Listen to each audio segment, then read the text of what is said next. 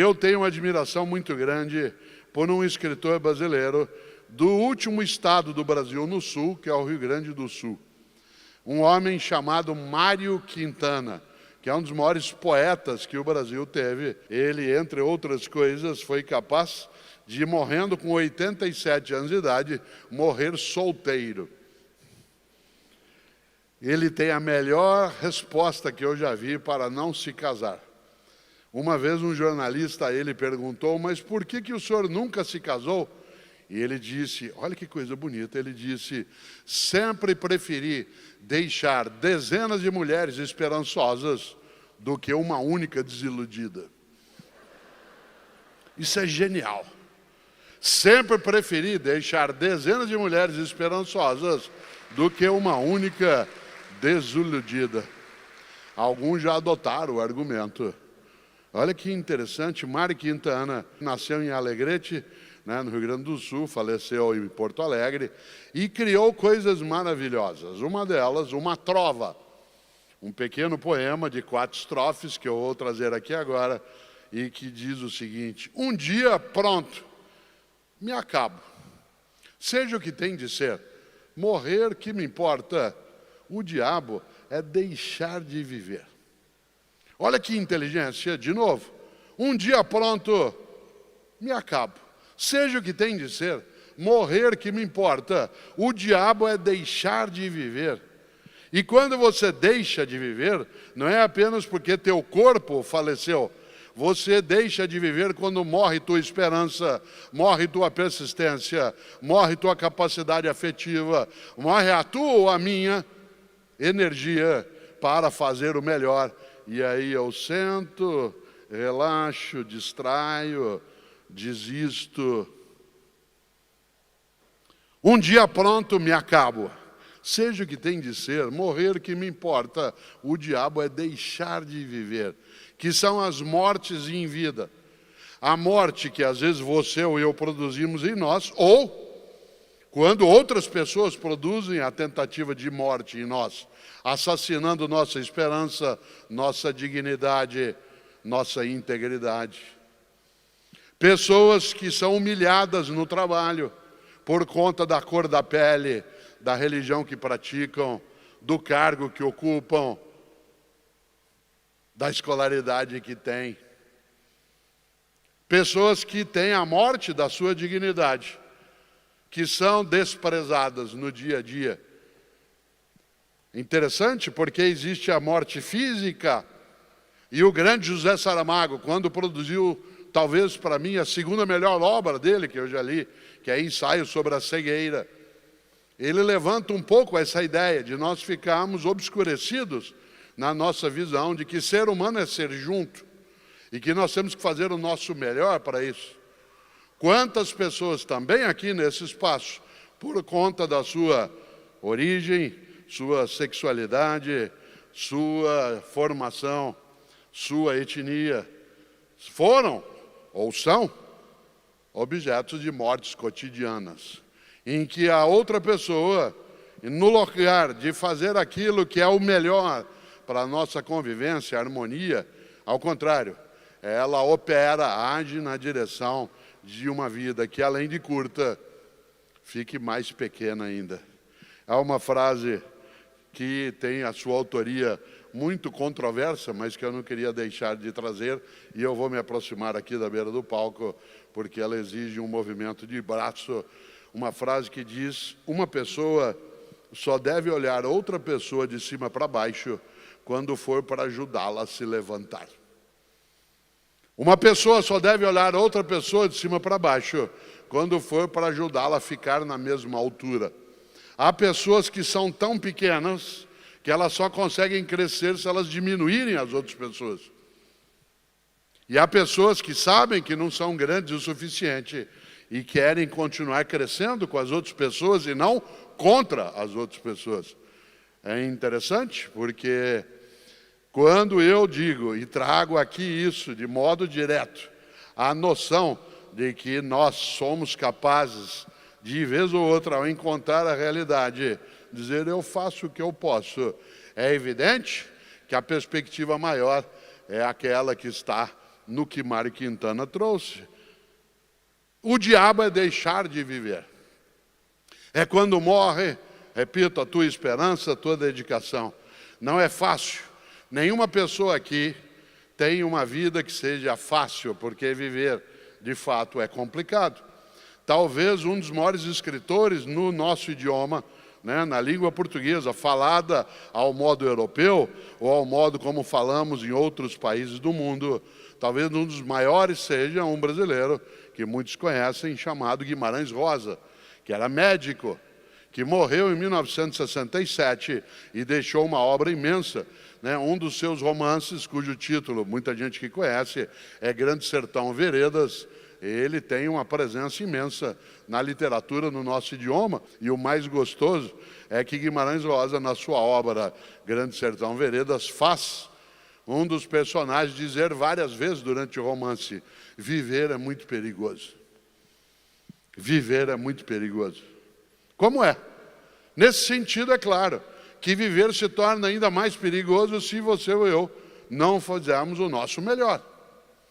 Se nós formos incapazes de produzir uma energia que recuse a mediocridade. E o que é a mediocridade?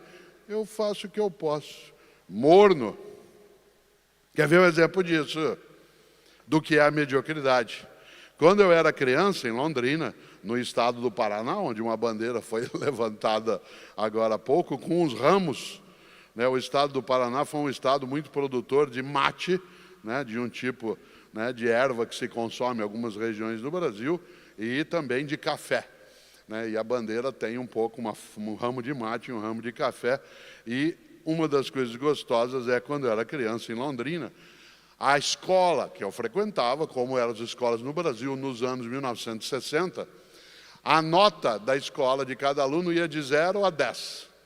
De 0 a 10. E a nota mínima para você ser aprovado ou aprovado era 5.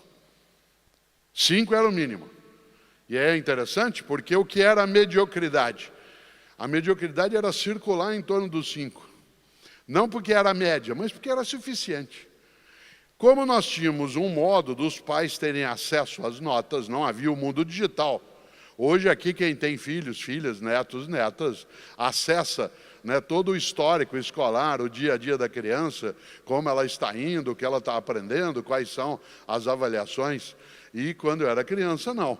Cada um de nós, na escola e na sala de aula, tinha uma pequena caderneta, um caderninho, com a tua foto, teus dados, e que nessa caderneta se anotava, ela ficava na escola, a caderneta, se anotava tuas faltas, observações da escola e as tuas notas. A cada bimestre, essa caderneta era entregue a cada criança, no caso a mim, para que eu levasse para que meus pais, ou o responsável, lesse aquilo e assinasse que estava ciente. Aliás, havia uma regra. Se você chegasse no dia seguinte na escola sem a caderneta assinada, você não entrava. O que levou vários de nós no Brasil a desenvolver uma habilidade grafológica assim imensa. E é interessante porque, vez ou outra, eu chegava com o que se chamava de boletim. Chegava para os meus pais, meu pai ou minha mãe olhava: filho, 5 em português, 5,5 em literatura, 6 em história. Que isso, filha? Mãe, deu para passar. Deu para passar. Mediocridade. A mediocridade, isto é, deu para passar. A recusa à ideia de procurar o melhor. Interessante? Porque uma pessoa que é capaz e tem a decisão de, não querendo que a vida que curta fique pequena, vai atrás daquilo que é a sua melhor capacidade. Ela, sem dúvida, honra mais a própria vida, a própria trajetória, faz valer mais a vida. É interessante porque quando a gente lembra a noção de mediocridade, é exatamente a perda da referência do que é excelência. O que é uma pessoa excelente? Uma pessoa excelente é aquela que faz o melhor dela na condição que ela tem.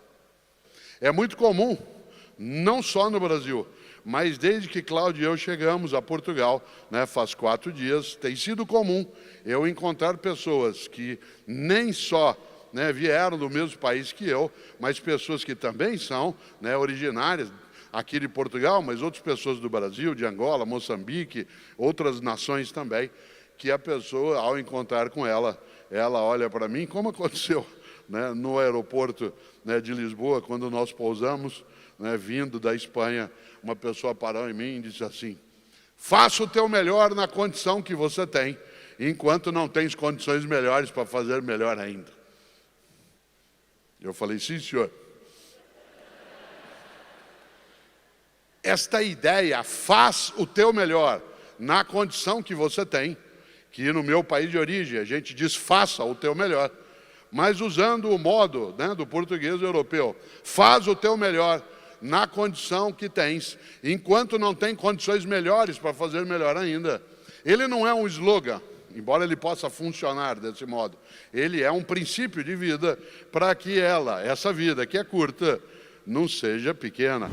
Mais do que tudo, vale aquilo que um dia um grande escritor romano, nascido na cidade de Cartago, na antiga Cartago, hoje Tunísia seria o país que abrigaria Cartago, alguém chamado Terêncio. Terêncio foi um grande escritor de espetáculos teatrais no século II a.C. Ele é um grande autor de comédias. Atenção, o mundo grego clássico tinha 2 tipos de espetáculo teatral: a comédia e a tragédia. A tragédia é aquilo que daria errado de qualquer modo, porque os deuses tramariam e o humano não teria sucesso. A vontade divina da multiplicidade de deuses seria sempre vitoriosa contra nós.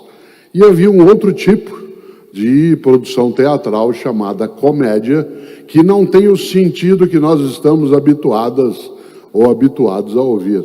A ideia de comédia no passado e depois também no mundo da Renascença não é um espetáculo engraçado, é aquilo que termina bem. Toda peça de teatro em que dava certo no final, em que tudo terminava bem, era chamada de comédia. E Terêncio escreveu um dia, numa das suas comédias, algo que tem muito a ver conosco nesses dias de horror, de turbulência, de perda. Ele escreveu: humano sou, nada que é humano me é estranho.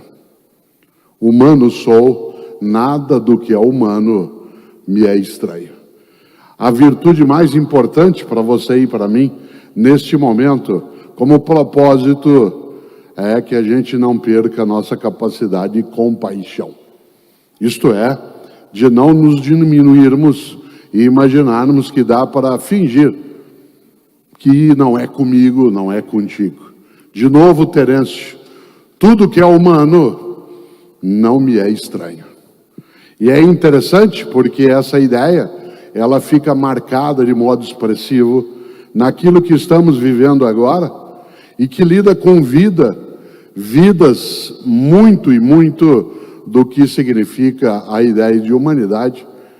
Tem uma marca forte naquele, talvez, que seja o nosso maior escritor no Brasil, no nosso modo português brasileiro, que é Machado de Assis.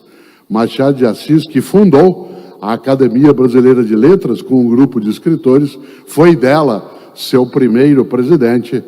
Na sua obra, que para mim é mais do que especial, Memórias Póstumas de Brás Cubas, lá no capítulo 6, escreveu Machado de Assis algo dificílimo, mas necessário que se pense. Escreveu Machado de Assis: ninguém confie na felicidade presente, há nela uma gota da baba de Caim. Olha que frase forte. Ninguém se alegre com a felicidade presente, porque nela está uma gota da baba de Caim. E o que é a baba de Caim? É o respingo do primeiro fratricídio. É o respingo simbólico do que na narração feita nas comunidades semitas foi estruturado no livro do Gênesis, dentro da Bíblia hebraica, a ideia da primeira forma de fratricídio, que é quando Caim assassina seu irmão.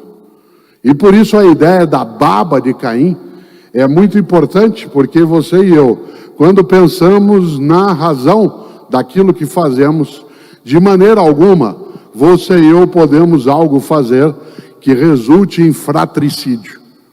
Isto é, na diminuição da vida, no sentido literal, isto, a produção da morte, mas também aquilo que diminui a vida, a dignidade, a importância, a relevância de outras pessoas. Em outras palavras, vida, trabalho e propósito, teu propósito e o meu jamais pode ser subir, fazendo pessoas descerem, desaparecerem, serem menos. Há uma frase antiga que já foi atribuída a Gabriel Garcia Marques, não é ele o autor, mas poderia sê-lo. Provavelmente é um jornalista mexicano, também não há ali uma identificação, mas a frase vale. E tem muito a ver com o que tem de decência no propósito que você e eu queremos e devemos ter. A frase diz: uma pessoa só deve olhar outra pessoa de cima para baixo quando for para ajudá-la a se levantar. Uma pessoa só deve olhar outra pessoa de cima para baixo quando for para ajudá-la a ficar na mesma altura. E eu acho que o propósito mais relevante de qualquer êxito, sucesso que você e eu busquemos na vida, no trabalho, na convivência, nos afetos, é exatamente fazer com que eu cresça, mas também minha comunidade de vida cresce. E a recusa, digo de novo, a qualquer modo de fratricídio. Eu digo isso porque os cristãos têm entre os seus evangelhos um deles muito marcante. E tanto faz se você tem religião ou não, religião é uma escolha individual, se uma pessoa tem ou não e tendo qual é ela. Mas entre os vários evangelhos que os cristãos geraram, aquele que tem a frase mais impactante sobre isso, atribuída, claro, a ideia a Jesus de Nazaré, é no Evangelho de Marcos. No Evangelho de Marcos, você já pegou uma Bíblia cristã, um dia você vê, ali no capítulo 8º, no Evangelho de Marcos, há uma advertência trazida por Jesus que vale para qualquer pessoa, independentemente de ter religião. Marcos escreve, relatando uma fala de Jesus: de nada adianta a uma pessoa ganhar o mundo se ela perder sua alma. De nada adianta alguém ganhar o mundo, ter todo o sucesso, todo o êxito, toda a conquista, se nisso a alma se perde. E o que é entendido aí como alma? Tua identidade, a tua originalidade, em última instância, a tua vida. E eu digo isso nesse momento porque vida, trabalho e propósito nos traz a urgência de nós entendermos propósito como sendo a marca da decência naquilo que se faz e, ao mesmo tempo, na capacidade imensa de nós não esquecermos o que está à nossa volta. Uma das coisas mais marcantes na obra de Terêncio, esse escritor romano, nascido no norte da África, como disse, que é do século II a.C., é que numa das suas comédias ele escreveu uma frase que é tão óbvia hoje para nós que parece que alguém não criou, que ela sempre existiu, porque um dos espetáculos, uma das comédias de Terêncio, termina com uma frase que é: enquanto há vida, há esperança. Num mundo de mudança e velocidade, qual é o maior risco? Você ficar prisioneiro do mesmo. A mesma praça, o mesmo banco, o mesmo jardim, as mesmas flores. Aliás, existia no antigo Orkut. Antigo Orkut. O Orkut é de 2004. Foi fundado junto com o Facebook. Desapareceu. Não tem mais lugar marcado no futuro. Nem no futebol. Há 30 anos, atenção, há 30 anos um jogador de futebol corria em média, durante uma partida, a distância de 6 quilômetros. Não a velocidade, a distância percorrida em campo, numa partida era de 6 quilômetros. Hoje é de 11 quilômetros. Não mudou o tamanho do campo, não mudou a duração da partida e não mudou o número de jogadores. E quase que dobrou a distância a percorrer. O que mudou? A estratégia, a velocidade, o modo de fazer. Não tem lugar marcado no futuro, só 5 times brasileiros de primeira linha não foram para a segundona ainda. Só Santos, Cruzeiro, Flamengo, São Paulo e Chapecoense, que subiu e não desceu. Não tem lugar marcado no futuro. A seleção brasileira que hoje joga, a última vez que foi campeão do mundo foi com o Ronaldo em 2002. O ano que vem na Copa vai fazer, atenção, 16 anos que nós não ganhamos uma Copa. Quem nós vencemos em 2002? A Alemanha. No final, 2-0, 2 gols do Ronaldo. O que fez a Alemanha quando perdeu um jogo na final? Sentou e chorou? Não. Levantou e passou 12 anos se preparando. E bem. E bem. Mudou técnico, se reinventou, mudou o modo de fazer, criou seleção de base. Veio para cá na Copa de 2014, um mês antes. Ficou no sul da Bahia para se aclimatar. Fez uma coisa incrível. Não dava intervalo entre um jogo e outro. Porque num torneio como a Copa, onde só tem 7 jogos para quem chega no final, não dá para jogar hoje e parar para descansar. Tem que treinar amanhã, só tem 7 jogos na Copa para quem vai à final. O Brasil não. Montou a seleção em cima da hora. Os jogadores não se conheciam, nós não conhecíamos os jogadores. Você não sabia onde ele jogava, qual era o time que ele jogava. Ficamos tão desestruturados que quando perdemos nosso melhor, o time acabou. No dia 8 de julho de 2014, no Mineirão, a seleção alemã entrou em campo com medo de perder de novo e o Brasil entrou em pânico. Há uma diferença entre medo e pânico. Você tem medo do teu negócio não dar certo, que bom, tome providência. Você tem medo do Brasil ter dificuldade de crescimento, ótimo, vá buscar. Mude o que precisa ser mudado. Você tem pânico, é outra coisa. O pânico paralisa, o medo deixa em estado de alerta.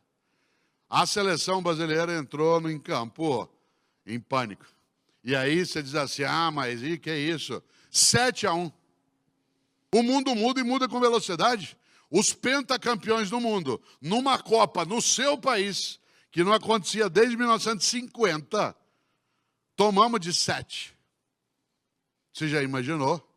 Não é à toa que a gente precisa lembrar. Mudar é complicado, mas acomodar é perecer. Inventar o futebol mudou. Há 40 anos havia um jogador estupendo que muita gente conhece, que era o Gerson, um meia esquerda que jogou no Botafogo, no São Paulo. Ele jogava quase parado, ele fumava 4 maços de cigarro por dia. Chegou a fazer propaganda do Vila Rica.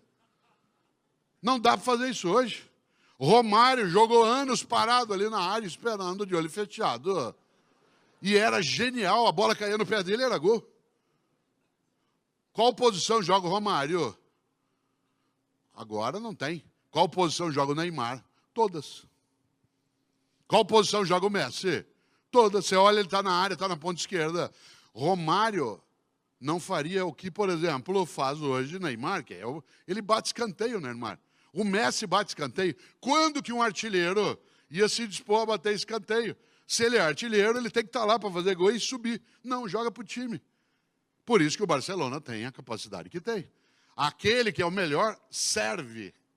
Você já imaginou? Que mudança? Atenção, não há lugar marcado no futuro, inclusive no futebol. Não mudou o tamanho do campo, não mudou a duração da partida, e exceto no São Paulo, não mudou o número de homens em campo. E ainda assim, porque Rogério Ceni também joga, se vocês imaginarem, passou de 6 para 11. Você diz, e nós com isso? Muito. Cuidado para não ficar prisioneiro do mesmo. A mesma praça, o mesmo banco, o mesmo jardim. Há um grande pensador alemão que eu aprecio imensamente, que muitas pessoas aqui gostam no campo da poesia, que é Goethe. O pensador, o filósofo alemão Goethe, ele foi capaz de coisas maravilhosas.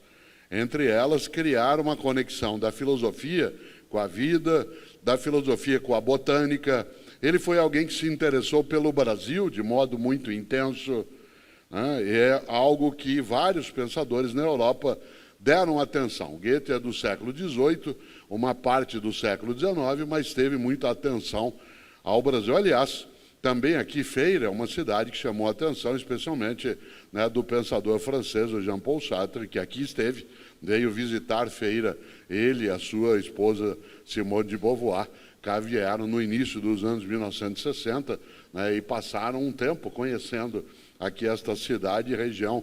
O Sartre, que é conhecido por muitas coisas, mas uma delas tem a ver muito com você e comigo, quando ele dizia que não importa o que fazem com uma pessoa, o que importa é o que ela faz com o que fazem dela.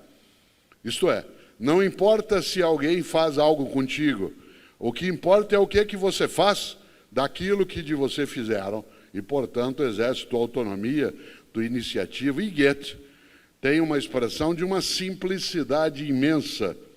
Ele dizia, se alguma coisa tem de ser feita, então que essa coisa seja bem feita.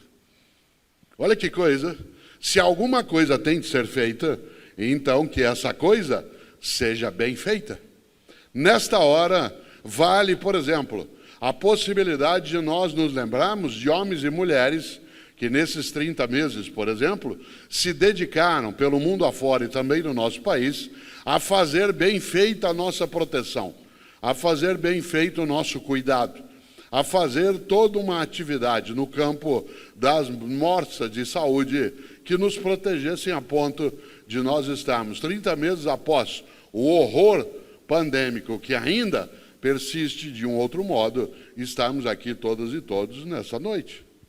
Evidentemente, fazer isso hoje, 18 de outubro, que é o dia em que entre o mundo católico, especialmente, se lembra de São Lucas, um dos evangelistas, aquele que é entendido como sendo um médico, há várias menções dentro do texto religioso cristão, né, a vida de Lucas, e entre outras coisas, hoje é, como sabe, o dia da médica, o dia do médico, por conta exatamente dessa lembrança, né, relativa a Lucas. E é curioso também, porque uma das coisas boas é o quanto que pessoas se dedicaram a, tendo de algo fazer, fazê-lo do melhor modo. Claro, nós não cessamos ainda o tempo de cuidado, de cautela, de salvaguarda. Eu mesmo passo o tempo todo em que estou com outras pessoas usando máscara. Agora eu estou aqui no palco sozinho e eu o faço por uma razão, né? Todos os dias eu tenho contato com pessoas e isso permite que eu seja, novamente, por exemplo, capturado pelo vírus. Se uma gripe, que é aquilo que eu estou nesse momento, ela traz alguma dificuldade, né, para as minhas atividades, ela não impede de vez, mas o vírus da Covid faria com que eu ficasse 2 semanas sem nenhuma atividade. Por isso, quando eu estou em estado de convivência, eu uso máscara. Para quê? Porque se alguma coisa tem de ser feita, então que ela seja bem feita. E uma das coisas que tem que ser bem feita é a nossa capacidade de cuidado. E por que eu lembro isso? Porque no dia 18 de outubro do ano de 1915, isto é, há 107 anos, nasceu em Uberlândia, no Triângulo Mineiro, um dos mais estupendos artistas brasileiros. Ator, cantor, dançarino, um homem de 1,5 metro de altura, Grande Otelo. Grande Otelo, que muita gente teve a ocasião de ver em apresentações no cinema. Uma ou outra de nós teve a ocasião, como pessoa, de vê-lo em apresentações. Uma parcela de vocês o viu, né, nas versões mais antigas da escolinha do professor Raimundo, quando ele fazia, né, uma personagem que, quando chamado, dizia "Quiqueres", né? E é interessante, porque Grande Otelo, um homem de 1,5 metro, que nasceu exatamente há 107 anos, e que morreu em 1993 na cidade de Paris, produziu arte de altíssimo nível. E uma das coisas mais maravilhosas feitas por Grande Otelo, alguém que, quando representou, o fez do seu melhor modo, a tal ponto que ele é absolutamente admirado né, dentro da arte brasileira, especialmente por quem tem mais idade, que, portanto, teve ocasião, né, de presenciá-lo em várias situações. O mais forte é que Grande Otelo, em 1969, ele participou de um dos filmes mais estupendos da filmografia brasileira, que é Macunaíma.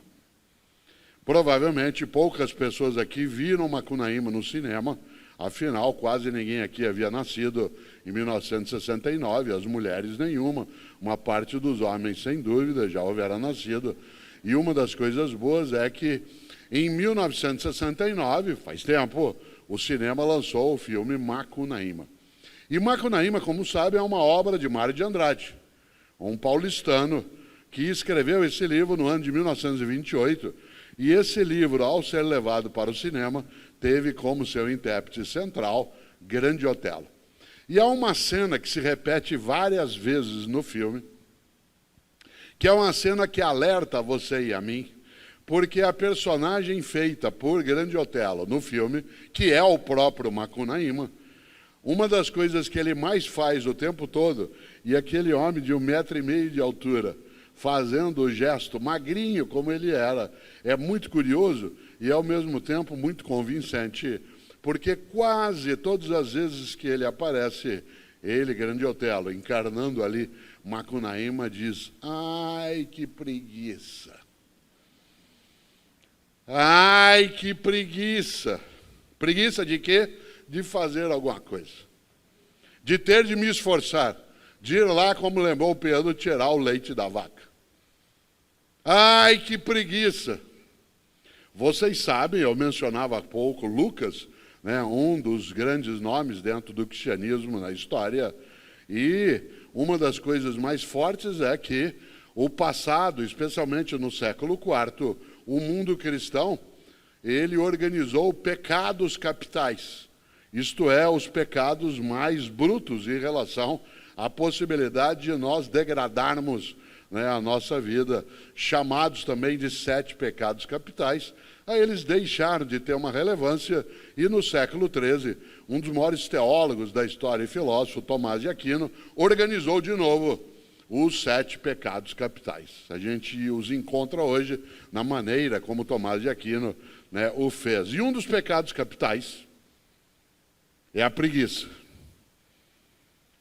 Entendido aí, para quem tem algum tipo de fé, no sentido religioso, especialmente cristão, a preguiça é um pecado, porque é a preguiça de buscar o melhor na tua vida, a preguiça de buscar a salvação, a preguiça de buscar ser bom ou boa, a preguiça de buscar ser necessária ou necessário. Aliás, a palavra preguiça, no nosso idioma, ela, vez ou outra, pode vir também na sua forma latina, que é assídia, e também se diz assédia em português com C, né? Não assédio com 2 S, mas assédia com C, se usava no latim assídia. Um pecado capital. Pecado de quê? Ai, que preguiça!